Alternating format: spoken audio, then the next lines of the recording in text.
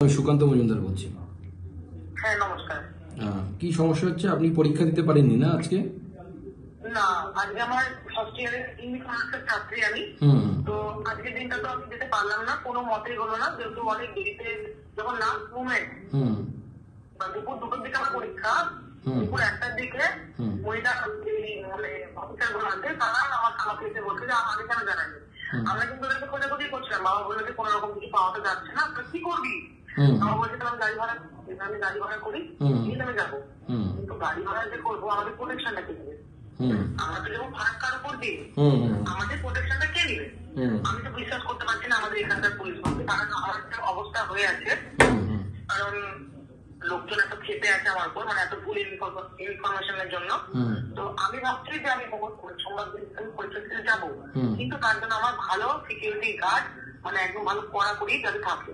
আপনি একটা লিখিত অ্যাপ্লিকেশন করুন। হ্যাঁ, আপনি জেলা পুলিশ সুপারকে অ্যাপ্লিকেশন করুন যে আমি এরকম থ্রেট কল এবং থ্রেট মেসেজ পাচ্ছি, সেই জন্য আমাকে তো থ্রেট দিচ্ছে, আমার পরিবারের লোকজনকে কেট কাটা পুরো পাঠিয়ে দেওয়ার মতো থ্রেট দিচ্ছে। সেগুলো পুলিশকে লিখিতভাবে জানান, ভয় পাওয়ার কিছু নেই, পুলিশকে লিখিতভাবে জানান। হ্যাঁ, আমরা বিষয়টা দেখছি, আমরা বিষয়টা পিক আপ করছি। আপনার কিছু হলে পরে গোটা রাজ্যে আগুন জ্বলবে, চিন্তার কিছু নেই। আমরা সেইভাবে মুখ্যমন্ত্রীকে বলবো। ঠিক আছে, ধন্যবাদ। আজ নারী দিবস, আন্তর্জাতিক নারী দিবসে আমরা বাঙালিরা, বাংলার মানুষ কি দেখলাম? আমার বাংলার একটি মেয়ে, আমার বোন, সে তার ফার্স্ট ইয়ারের পরীক্ষা দিতে পারল না। কেন? কারণ সে কয়েকদিন আগে যখন বালুরঘাট নবদ্বীপ ট্রেনে করে আসছিল, সেই সময় তার ছবি তোলে একজন ব্যক্তি। স্বাভাবিকভাবে মেয়েটি রেগে গিয়ে সেই ব্যক্তিকে সপাটে একটি চড় মারে এবং তাকে বকাঝকা করে। সেই অপরাধে তাকে থ্রেট কল, তার পরিবারকে কেটে ভাগীরথীর জলে ভাসিয়ে দেওয়া, এই ধরনের থ্রেট কল আসতে থাকে এবং তার ফলে মেয়েটি আজকে পরীক্ষা দিতে পারল না। আমরা কোন বাংলায় আছি? কি দোষ ছিল মেয়েটির? যে একজন ভদ্রলোক বলা উচিত কিনা আমার মনে হয়, আমার জানা নেই, যার বয়স তার বাবার বয়সের কাছাকাছি, সে মেয়েটি চুপ করে ছবি তুলছিল বুক, পেট এবং অন্যান্য জায়গার, অশ্লীলভাবে ছবি তুলছিল বা ভিডিও করছিল বলা ভালো।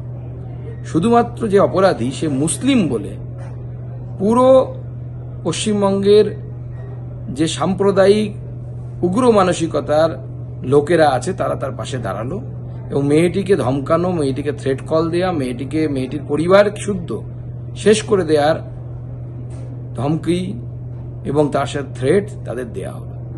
মেয়েটি আজকে পরীক্ষা দিতে পারেনি, এরপরেও পরীক্ষা দিতে পারবে কিনা জানি না। আমি বাঙালি হিন্দুদেরকে ভাবতে বলছি, আপনার ঘরেও মেয়ে আছে, আমার ঘরেও মেয়ে আছে।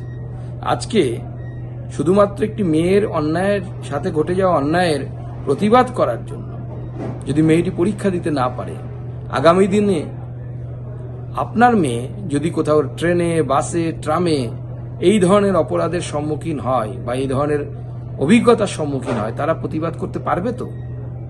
নাকি বিশেষ ধর্ম সম্প্রদায় রেখে তারা প্রতিবাদ করবে? আমি পশ্চিমবঙ্গের মুখ্যমন্ত্রী তথা প্রশাসনকে পরিষ্কার বলতে চাই যে এই মেয়েটির গায়ে যদি হাত পড়ে বা এই মেয়েটির পরিবারের উপর যদি বিন্দুমাত্র কোনো আঘাত আসে, সমগ্র হিন্দু সমাজ পথে নামবে এবং এই মুখ্যমন্ত্রী এবং তার জিহাদি সরকারের শেষ দেখে আমরা ছাড়ব।